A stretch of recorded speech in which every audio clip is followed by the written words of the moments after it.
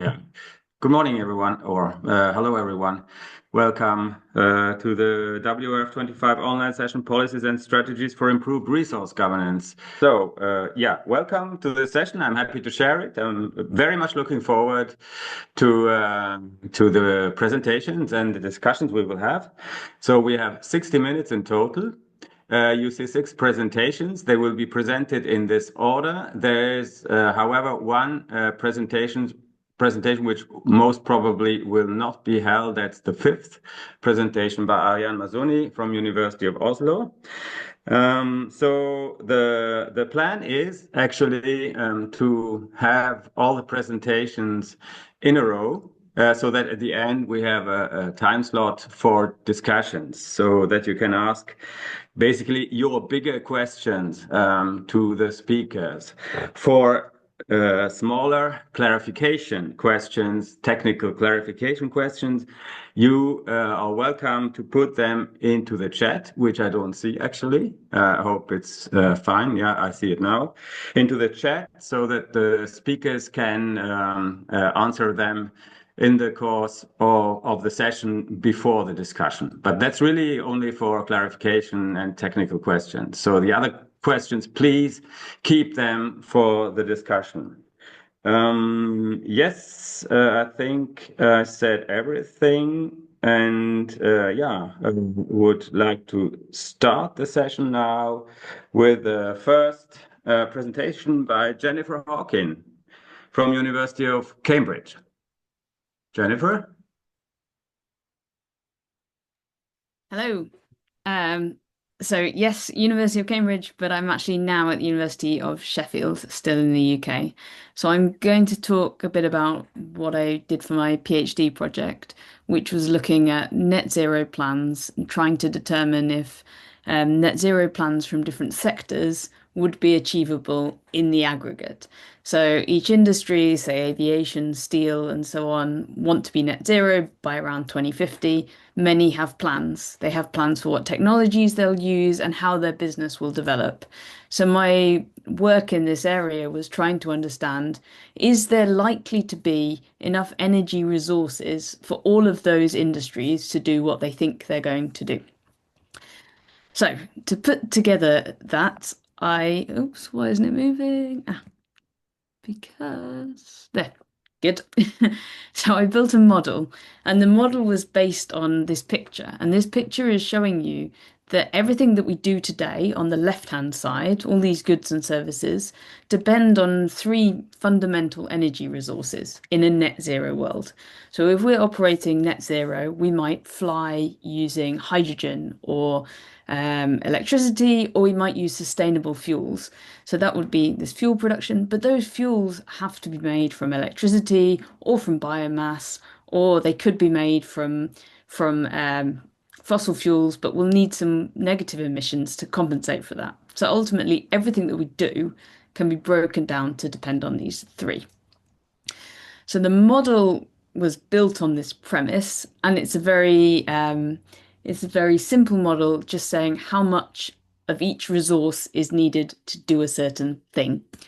So essentially, I went through and quantified recipes for everything that you might like to do. For example, if you want to heat a home, you might do that with gas boilers like we do today. So the question is, how much natural gas is needed to provide that heat? And you could do the same for heat pumps and electricity and so on. Another example is direct air capture. So this is negative emissions technologies. So there's also a process looking at bioenergy with carbon capture and storage that could exchange for that one.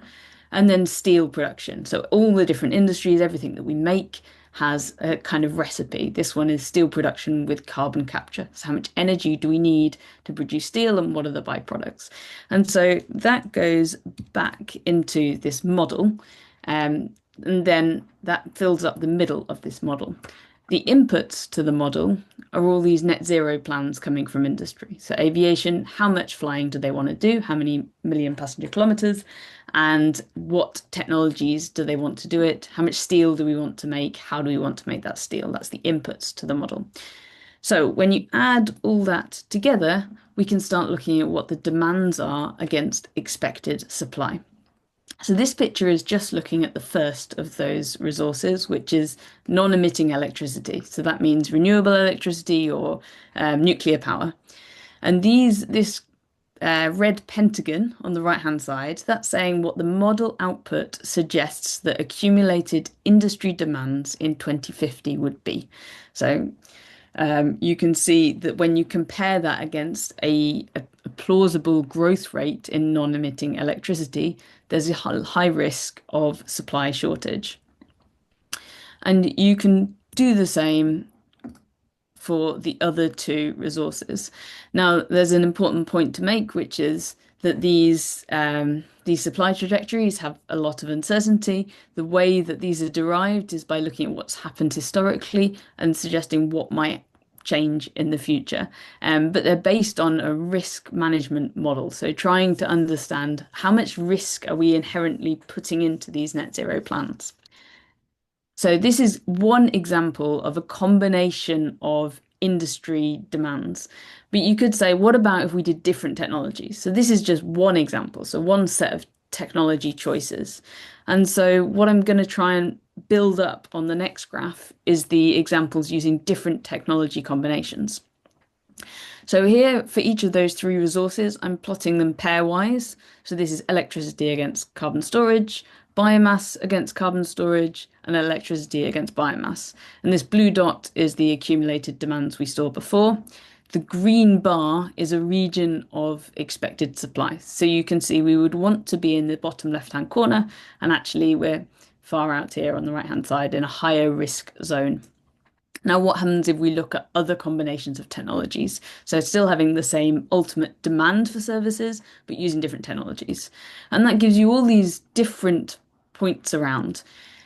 And you can see they're all in this higher risk region away from the safer we could expect this much of these resources, except for this black cross. Now, this black cross is basically by reducing demand. So without reducing demand, we can't get into this region where we might expect to have enough of these resources. And we can go one step further and say, are we certain about this? And say, actually, no, there's huge uncertainty in all of this stuff. So just a simple bit of modeling. Oops, there we go. So this is very simple saying if we assume there is uncertainty in all of the coefficients that I came up with, you get these clouds of points for each of these technology combinations, but also thinking about the uncertainty in supply, then I've drawn these different dotted lines to show the kind of lower risk regions down here based on different assumptions about how the supply of these three might grow. So the conclusion is basically that current approaches are associated with a high risk and they depend on very rapid expansion of these resources that we don't have high expectation of achieving. If we change technologies alone, we don't fall within the region of supply that we might expect. The only way to reduce these kind of supply shortage risk is by lowering end user demand. And that, yep, is it. I'm showing again the University of Sheffield, which is where I'm now based. Thank you very much, Jennifer, for the nice presentation, which was very much in time. You're even below 7 minutes, but that's not the main criterion. It's the content, of course, yeah, in the end. So as I say, we would proceed now with the second presentation, which is Mohammed, who would take over from Scatec in Egypt. Okay. So let me, since we've spoken about supply shortages and how to address such aspects, let me also speak about the shortages in water when expecting a rise in green hydrogen industries worldwide. And specifically when we're talking about sustainability considerations of green hydrogen industries in water scarce regions, as in Egypt, of course. So when we're asking ourselves why green hydrogen is a renewable fuel from non-biological origin and comes with the benefit of decarbonizing industries. As we know, renewable energy comes with a cost, especially the water aspect, as each 1 kilogram of product green hydrogen requires about 15 times as much of pure and demineralized water. And this is only for electrolysis, but water is usually required for several activities in the facility. Basically, for the process cooling, several technologies of the process cooling, general facility operations, and water suppression, of course, because due to the hazardous nature of hydrogen and the other operations on site, gas purification, and other aspects as well. Considering those factors, and according to an energy outlook report by IRENA, about 6 terawatts of electrolyzer capacity would be established by 2050, which would require almost 60,000 million tons of water yearly. And that's equivalent to the annual consumption of 1.1 billion persons. That's almost an eighth of the globe. And it's not new to us, or one can think if those people are in water scarce regions, the 1.1 billion, and it's unusual that those regions would have abundance of renewable energy, as solar and wind are often high water scarcity regions, as we can see.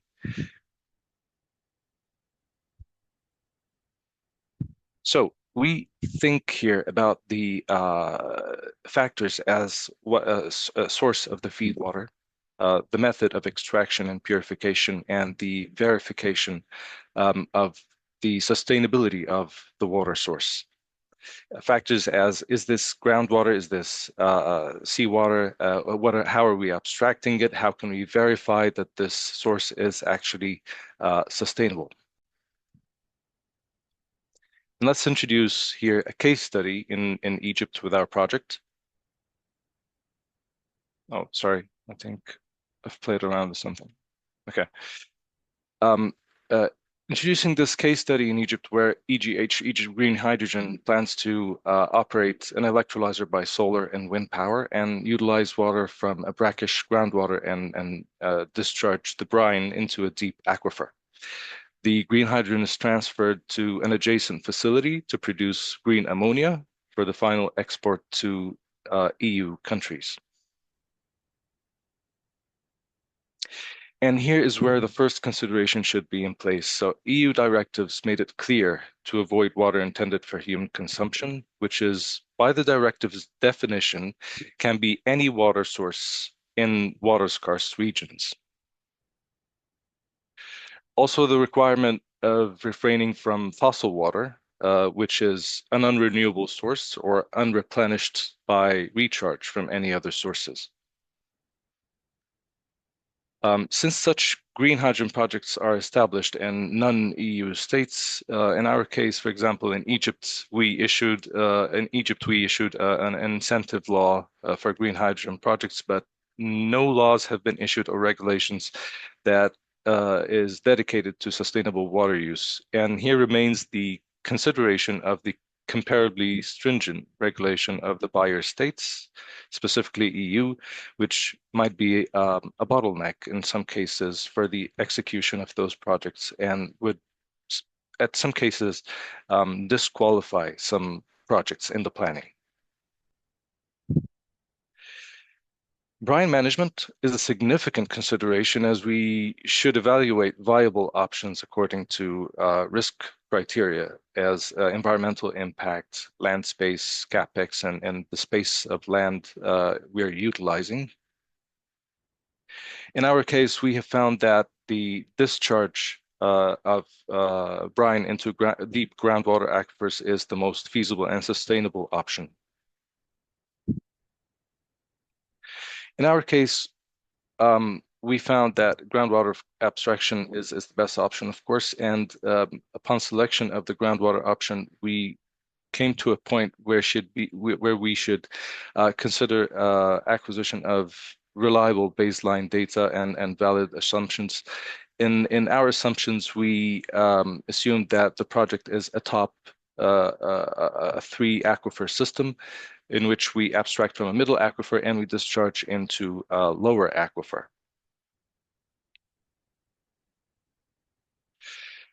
The baseline data we should be relying on should consider aspects as the development of future exploration wells, acquisition of data from neighboring facilities, and well testing results that should inform the water modeling and so forth. And finally, we should consider the sustainability across the value chain, especially if we are dealing with partners as seawater desalination facilities. Of course, this option is costly if we're acquiring water from desalination plants, but we should ensure that such facilities are actually following viable ENS or EHS compliance scheme and that the continuity risk is minimal. And of course, those facilities should be powered by renewable energy. Finally, for the recommendations for developers, as ourselves and other developers in the region where water scarcity is a major risk, we should develop a viable water sustainability case in which we should avoid groundwater deterioration and other factors as business continuity. We should obtain thorough knowledge of the off-taker regulations and conduct a thorough assessment of how we can comply with all those regulations, conduct cost-benefit analysis into which we should address factors identified in the EU taxonomy directives and specify if we are doing no significant harm to the environment and that our cost-benefit analysis is viable and accepted. Finally, into the conclusions, we should determine that we have a complete and reliable baseline conditions in place. We should be having a water case that should be entirely covering the sustainable water use case. We should be in alignment with our partners, whether they are the ammonia treatment facility of the ammonia production facility or the seawater desalination plant or any other partners involved in this integrated project. The EU and off-taker requirements in our case or other case in water scarce regions should consider a case-by-case approach if we're talking about the assessment of the water sustainability. For example, achieving a no significant harm approach would be a very viable solution or commit to future rectification or more sustainable transitional plans. The assessment of cooling water options is very significant as cooling water would greatly increase the water demand for the electrolysis process. This should be properly assessed, of course. The brine management is a significant part that we should consider, especially if we're talking about groundwater deterioration. Let's avoid options that might be significantly harming the environment and go for more sustainable discharge or disposal options. Thanks, and would be welcoming any questions. Thank you, Mohammed. Thank you, Mohammed, for pointing at this very important issue in the context of green hydrogen. I think there is a lot to do, as you showed. So maybe that's also part of the discussion then later on. So we are coming to the third contribution, which is from Maike Schulze, German Institute for International and Security Affairs in Germany. Please, Maike.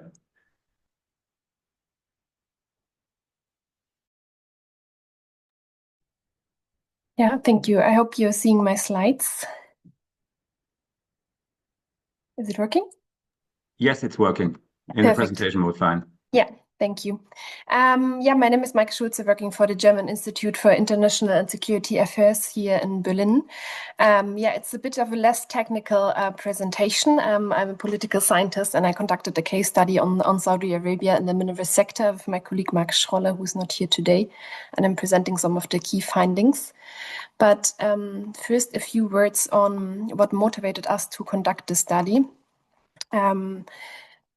we see, and I don't have to use too many words to describe that, we are in a time of like geopolitical tensions these days, with critical minerals really at the center of the dynamics, I have to say, unfortunately.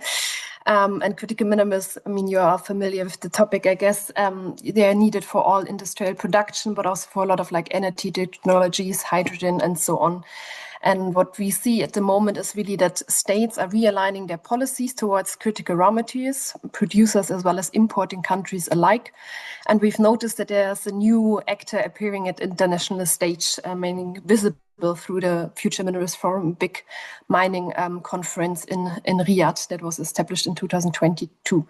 So we ask ourselves, what are the objectives and actually the strategic ambition behind Saudi Arabia's strategy and with regards to mineral supply chains, and can we derive any political potential implications for international resource governance?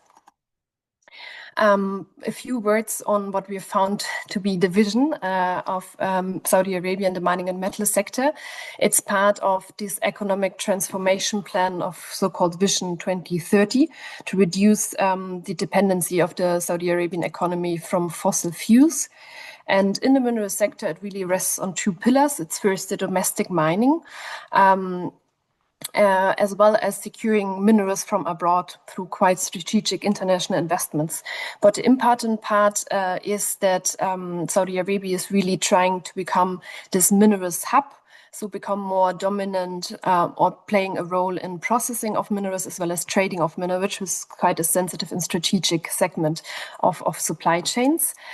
And who's driving these efforts? It's heavily state-backed. So Ma'aden, the domestic mining firm, as well as Manara Minerals, which is the investment arm, and is taking on the international investment side of things. They're heavily financed, or in a majority financed, by the Saudi Arabian Public Investment Fund, the PIF, which is known to have quite close ties also to the Crown Prince and the royal family. A few words on the instruments. I mentioned the PIF, the Public Investment Fund, already. But what we have found in our analysis is that Saudi Arabia is really using very targeted economic diplomacy, presenting itself internationally as this financially strong, and they are financially strong, and geopolitical neutral influential actor. And with that, engaging both with industrialized countries on the one hand, seeking expertise, technologies, investment from the US, from the European Union, and China as well, to develop the mining and processing sector in Saudi Arabia, and also to ensure to have an export market for these minerals, while at the same time, and this relates to the international investments, strengthening partnerships or ties with mineral-rich countries in the so-called Global South. So there have been a lot of signatures on memoranda of understanding with several African countries, as well as in Latin America and Central Asia. And one or two words on these partnerships. Most of these MOUs are not public, and many of the projects actually remain at still the announcement phase. So it's a bit unclear, at least at this point, to what extent these are materializing. What is behind Saudi Arabia's vision?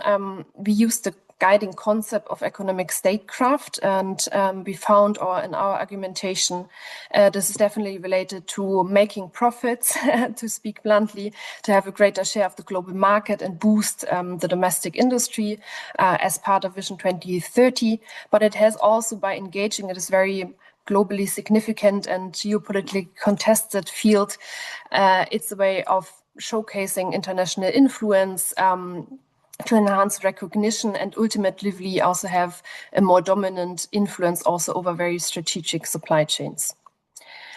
And then a few words on how this relates to also sustainability and due diligence. I mean, these days, a lot of focus is on security of supply, but we are all aware that mining is a high-risk sector with significant environmental and social challenges. And in our analysis of both the Saudi Arabian mining law as well as its economic diplomacy approach, it really centers around investment in the first place, while ESG considerations taking rather a backseat. If so, there's more focus on climate decarbonization, Then on like social governance issues, this also relates to a question of like, the promises of bringing value addition to, for example, the middle-rich global south are actually materializing. And finally, there's also a certain political risk attached to it. As mentioned, most of the investments and our collaboration is backed by the PIF, the Public Investment Fund, and this has limited or more limited accountability mechanisms compared, for example, to major mining companies that are publicly listed and located in Australia or elsewhere. And this is actually my last point and the conclusion of our, and I should have mentioned this at the beginning, qualitative case study is quite straightforward. That Saudi Arabia is in case positioning itself as influential actor in global mineral supply chains as part of this broader strategy of economic statecraft, really using economic diplomacy with the current trajectory, focusing a bit more on financial market footprint and to a limited extent on sustainability issues. But as mentioned, it's a new actor, only time will tell. We were quite early in conducting the studies, so future research is needed in terms of more empirical data on investments, on trade. So actually, is the structure of supply chains changing? And something that I will be happy to keep focusing on is also the impact on mineral-rich countries in the so-called global south. What are the impact and also in terms of governance? And this is it from my side. Thank you very much for listening. Yeah, thank you, Maike, for being time also and for pointing at this issue, which also many of us might not be aware. The activities in Saudi Arabia, knowing that in all other political entities, this direct political influence also plays an increasing role everywhere in the world, EU, US, and China anyway.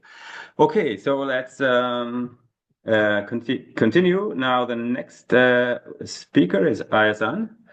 Yes, I'm here. Yeah, from the Tsinghua University in China. So please, Ayazan. Okay, perfect. Hello, everyone. My name is Ayazan. I am from Tsinghua University, and today I'll share how our team mapped the European Green Deal using a new AI-powered knowledge graph approach. So think of it as a building smart interactive map of all European Union climate rules, so policymakers and researchers can find their answers quickly. Well, the European Green Deal is the European Union's master plan to turn Europe into the first climate neutral continent by 2050. So while keeping the economy growing and making sure no region or group of people is left behind.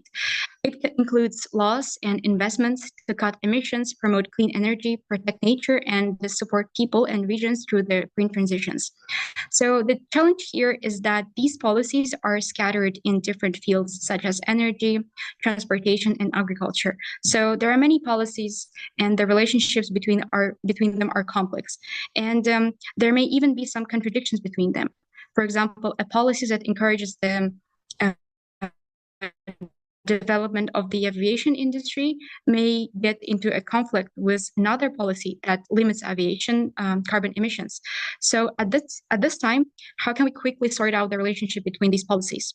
And this is the starting point of our research, using knowledge graph and AI question answering technology to integrate scattered policies into a clear network diagram. And that is why our research answers to these needs.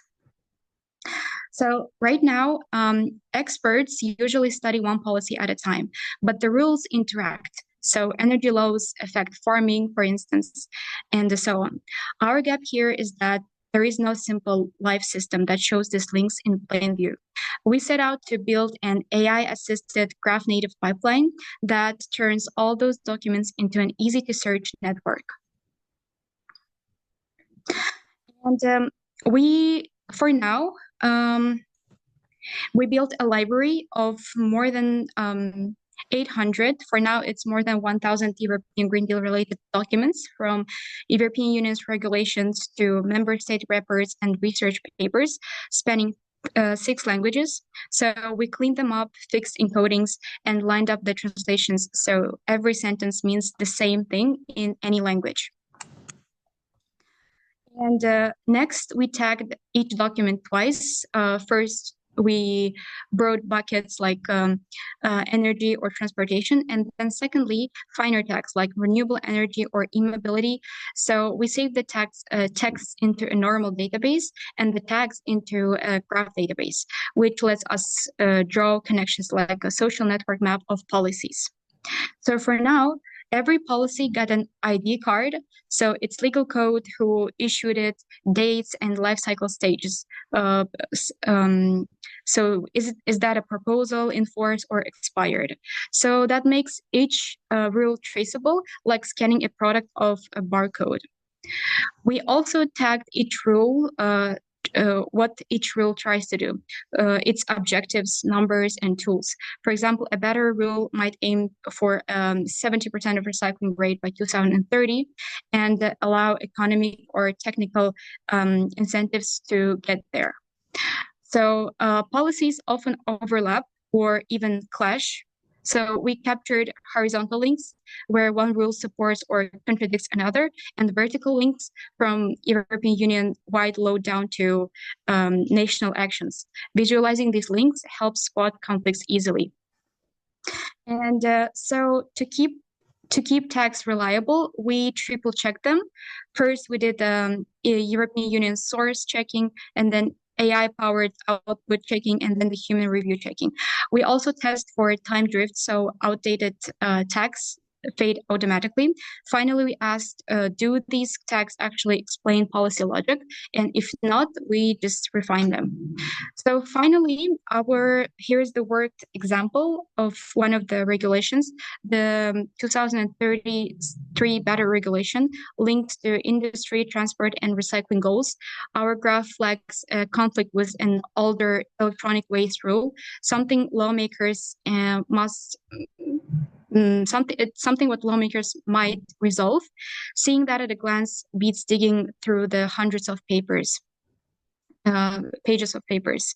So under the hood, we use RAG, retrieval augmented regeneration. In plain terms, that means such large language like GPT-4 only answers for the documents we feed it. So every statement has a clickable source.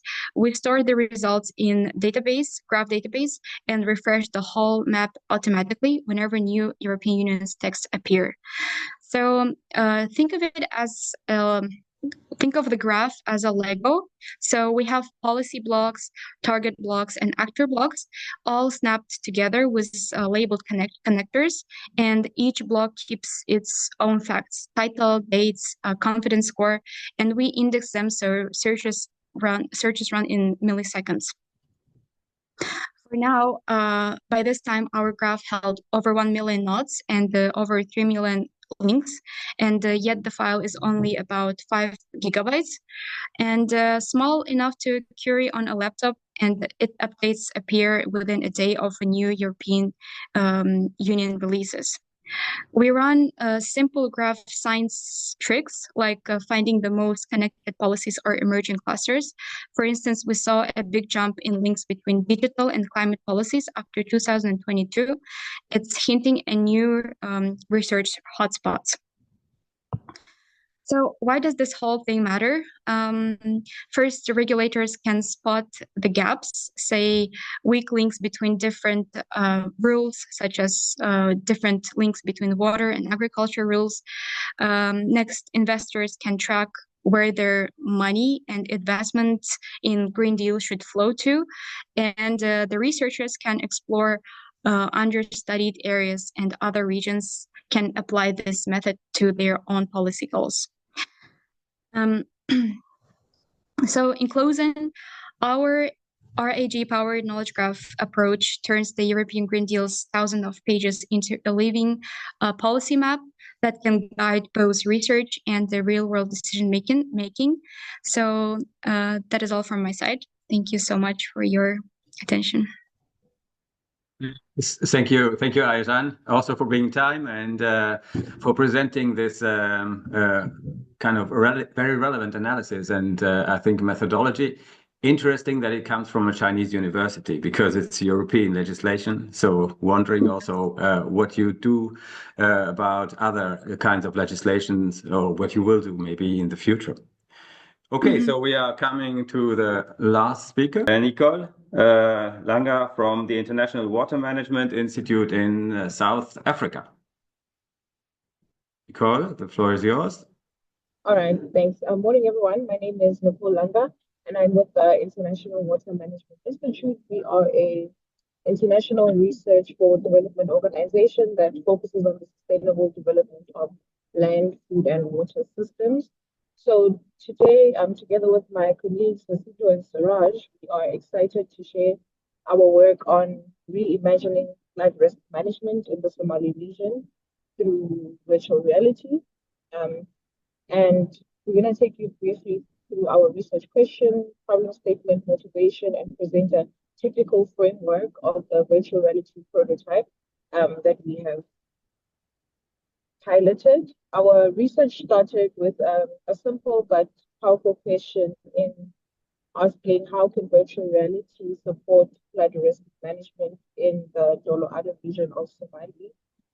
Nicole, Nicole, the quality is not so good. I think I can understand you. I hope all the others can also understand you. I don't know if we can do something technical, else we just have to proceed like this, no? Okay.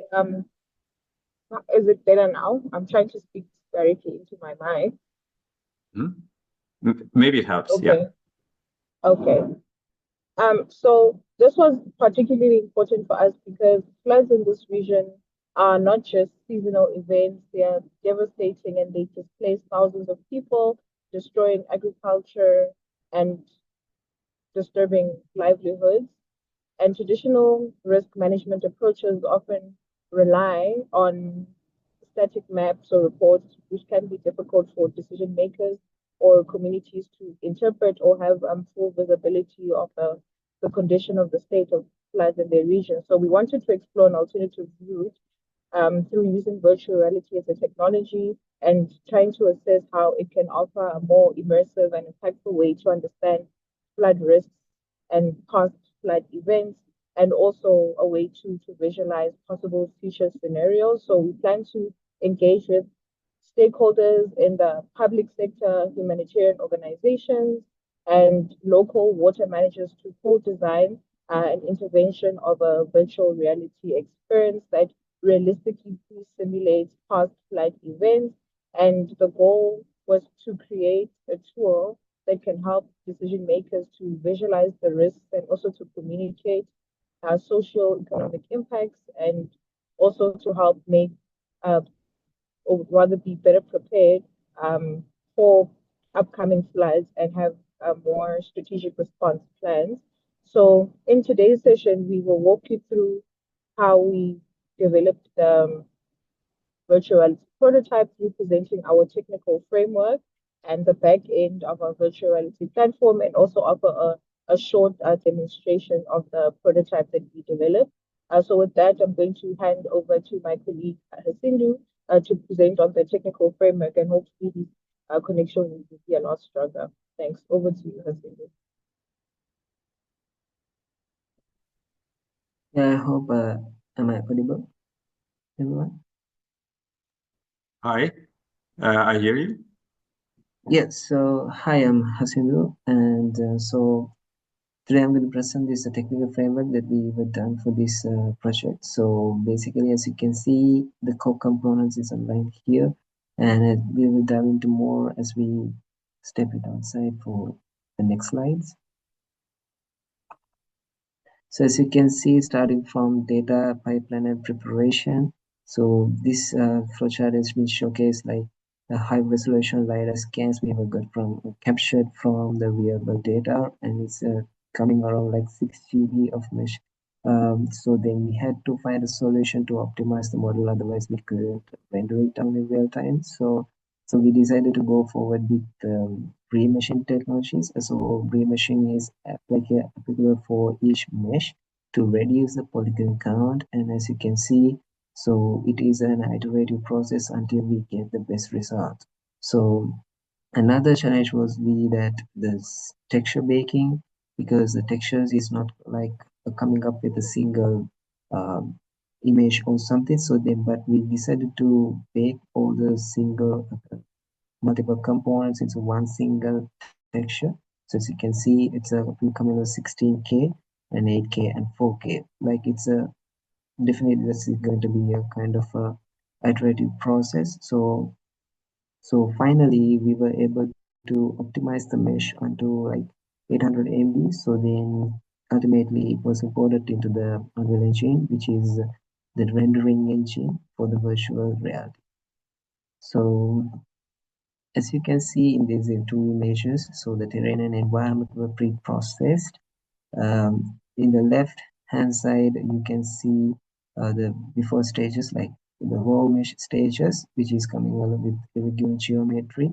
So it's not aligned with the proper orientations and the other geometrical components. But after we pre-processing using a remeshing and texture baking components, so you can see the finalized footages from Unreal Engine.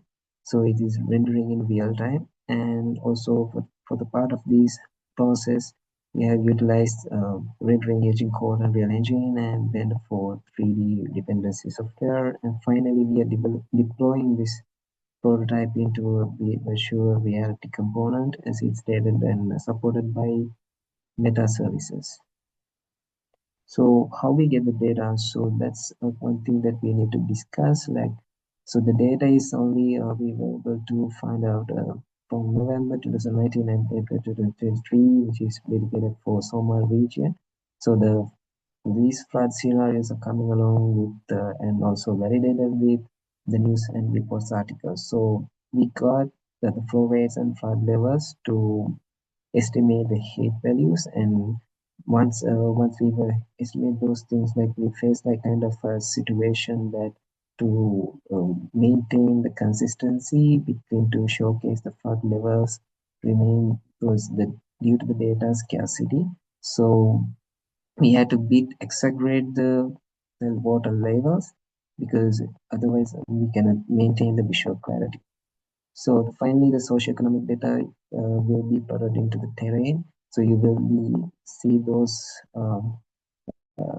visualizations in a minute. So those can be helped us to displacement, crop loss, and infrastructure damage, and see all the things in a virtual dimension. So the main purpose is that all the things are coming along with an objective or like the simulations and visualization to build the awareness of the people who are running with the refugee camps and the other stakeholders who are part of this.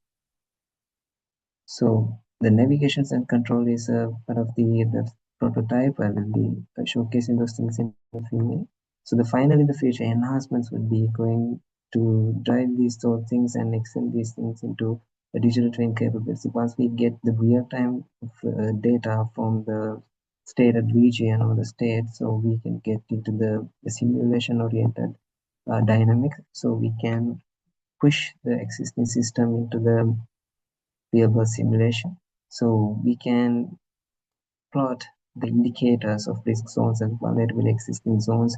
So then we can prevent and limit the risk of those situations. And finally, also, if we could going to expand the area of coverage, so then that would be good to have because the wide range of will be capturing around the near of Somar region. So that will be beneficial for the stakeholders and the people who are getting involved in this component. So these are the kind of screenshots. So, but I will diving into the next step to showcase. Give me a second. I'll be sharing this one. You should soon come to an end with the presentation, just to say, to keep the time. Yes. So exactly for this final one, you can see the visualization.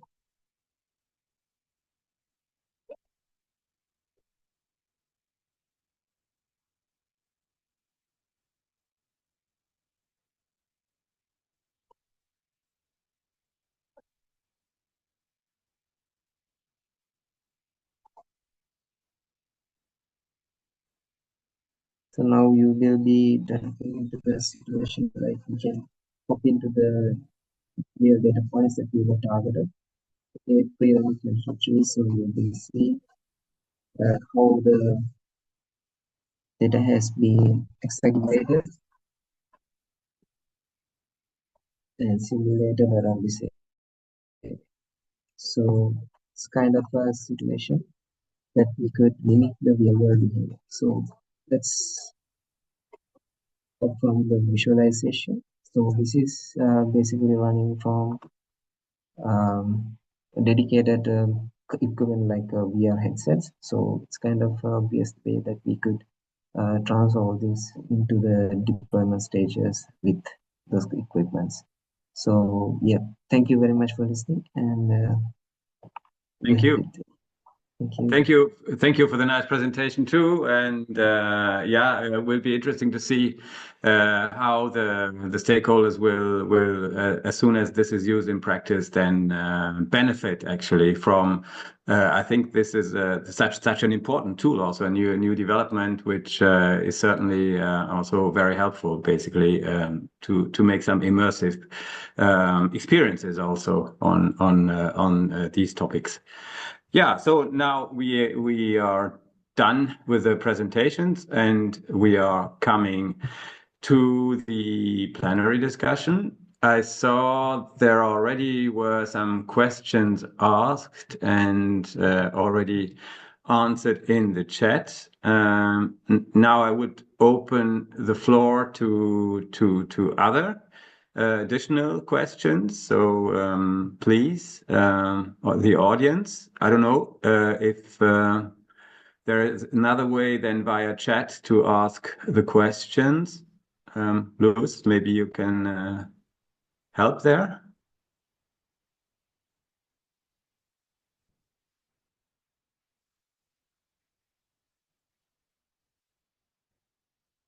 No. So Maike is raising her hand, so that's also okay. To our speakers asking the question, please, Maike. Perfect. I hope that's okay. Yeah, I would have a question towards Mohammed. Coming from a think tank, I'm always interested. Thank you first for the presentation. In terms of is the government in Egypt, or how do you evaluate their sense of need for action in terms of new legislation and addressing the water issues, because yeah, it comes down then at the end, right, to legislate and shape the rules also for new projects and companies coming up. I would be interested if you have any insight on this front. Definitely, there has been recently some forums and discussion panels on the water issues and how to manage some water issues, but there hasn't been any recent regulations in the making that we ever heard of. Usually, the local requirement would refer to the current environmental law, the decrees issued after that, the executive regulations that limit or give requirements on dealing with groundwater, the permitting and so forth. But those are all very basic, and they don't account for as we can say, sustainable practice or sustainable use, the sourcing, the alignment with the partners, specifically when it comes to green fuel projects and things that align specifically with the EU directives that has been very diligent on specifying the sustainability of water in terms of definition and practice. We're still waiting for advancements in this field in Egypt, and I believe that there are some committees that have started to address such issues, but nothing that has been approved on a national level yet. But of course, just to answer your question, developers as ourselves, we should be always taking the stringent requirements, especially when it has to do with the off-taker, because such projects, as you know, Meike, is that those are usually incentivized, financed by lenders, and of course we have to address not only the lender's requirements but the off-taker, and the off-taker is usually Grant as H2 Global managing managing the grant and acting as the arm of the selling and purchase agreements. So, yeah. Perfect. Thank you so much. So it's quite comparable to the mineral sector, where also the off-takers have some say in standard setting and so on. Thank you. Thanks. Thanks. I don't know. I don't see many other questions, but I would have a question then to Jennifer. Jennifer, I really liked your presentation. Actually, the way you approached the question, coming to the conclusion that we have to basically reduce demand. So, is your modeling approach unique, or how does it relate to other approaches, basically to address availability issues in raw materials connected to, in particular, the energy transition? Maybe can you say a few words on that? And it's always the question when you hear about the outcomes of such modeling exercises, how you also pointed at that robust, basically, the messages are, because you have a lot of assumptions behind, no? You do. So I would say the approach is pretty unique. It uses the maths that's used commonly in life cycle analysis. So it uses very simple matrix algebra to add up sums of material flows. And that's quite different to what's conventionally used, because most modeling is based on economic expectations, whereas this modeling is very physical based.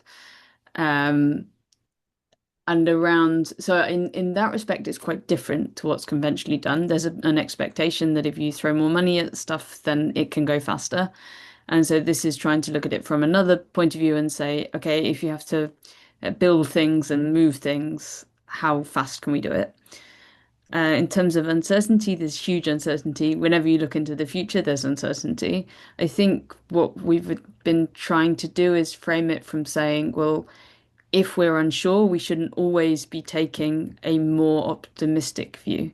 Because if we always say, well, we could achieve this, which is true, we could go faster than what we have done before, but we also might not. And so if we always say we could go this way, then we're hiding a risk that exists. So we're trying to show the kind of the full range of future data points that might be there and say, actually, is there a wider range of mitigation options that we're not considering? So it's exciting to think about lots of new technologies. Everyone's in for that. It's fun, it's exciting, we can do new things, we can use hydrogen for everything. It's fun. And some of these other mitigation options, like, I don't know, not flying but taking the train, it's not very sexy or appealing. So in order to motivate that, we have to say, what risk are we putting ourselves at by assuming the future will exist with these technologies? Yes. Yes. Yeah. Thanks. Thanks. That's interesting. And do you you said it's part of your PhD thesis? Will you continue to work on that, or is that then done, at least for you, or you maybe continue on Yeah, that? for me, that's a bit of a tricky question at the moment. I think the style of the approach, my supervisor, Julian Allwood, he's hoping to push forwards with this modeling approach using a materials framework. So that will continue. I don't know how much I'll be a part of that. I'd like to stay involved, but it will. At the moment, I'm now looking at petrochemicals, so it's quite a different life. Yes. Okay. Thanks, Jennifer. I don't see, maybe I don't have the overlook. I don't. Hand is raised by Mohammed. Please, Mohammed. Yeah, so Jennifer just she gave me an idea of asking her a question. Since you've mentioned hydrogen, and of course I work in this specific field, and since Jennifer, you've seen or have witnessed an insight into some prospects of renewable energy production, how do you see green fuels, specifically green hydrogen and green ammonia? Is it going to be in the rise, or is it promising and in terms of mitigation solutions and climate solutions and so forth? Is it contributing to any of the demand shortage? I personally know that there are several projects that are initiated, but not, having the juice to go on. I don't think what I'll say is particularly new, but I guess my feeling is they have to fulfill a niche. They have to fulfill the roles that nothing else can do. We still have to make fertilizers and all these other chemicals. So using hydrogen and ammonia for fuels is a hard stretch when we have a lot of non-renewable versions of these in the mix at the moment. So yeah,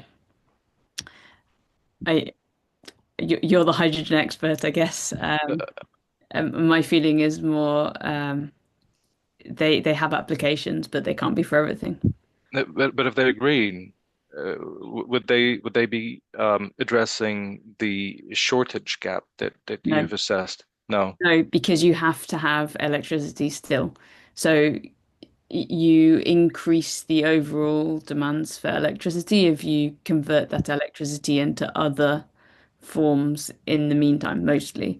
I mean, it all depends on the efficiency of every stage in the process, but typically by converting fuels, you're decreasing your overall end useful energy. All right. That's my Thanks. feeling, but I'm sure others may have different opinions. Yeah, sure. Thanks. Yeah, thanks again. And maybe I have a last question, at least from my side, to Ayajan. I already asked it somehow. So what are your plans with what you're developing now? This methodology, basically, yeah, to analyze complex legislations and to provide support, basically.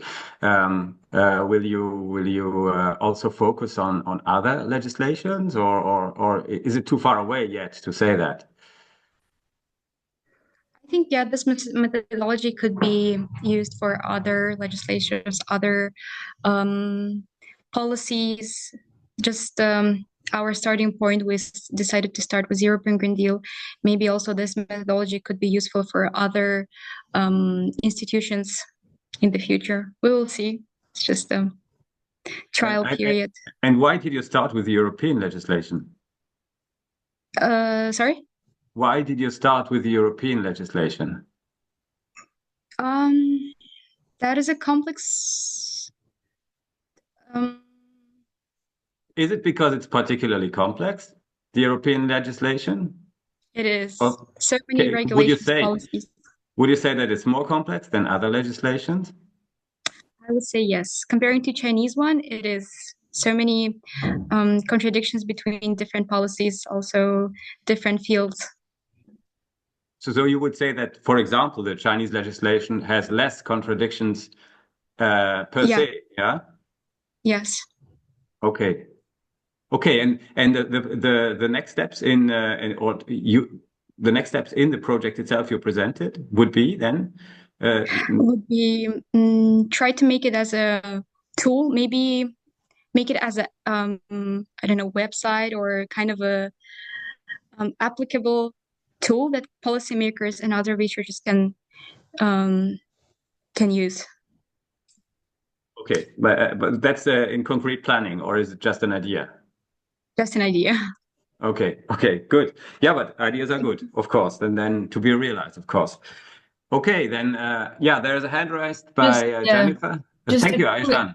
Yeah, Jennifer, clarification. Please. Are there more contradictions because there's more detail available publicly, or is it that you think that it's a nature of the style of policymaking that there are more contradictions? Because I assume that what you can draw out depends a lot on what information there is available. True. Actually, because there are a lot of information about it, and it's written in a highly detailed way, so that's why it may leads into the different contradictions and conflicts between them.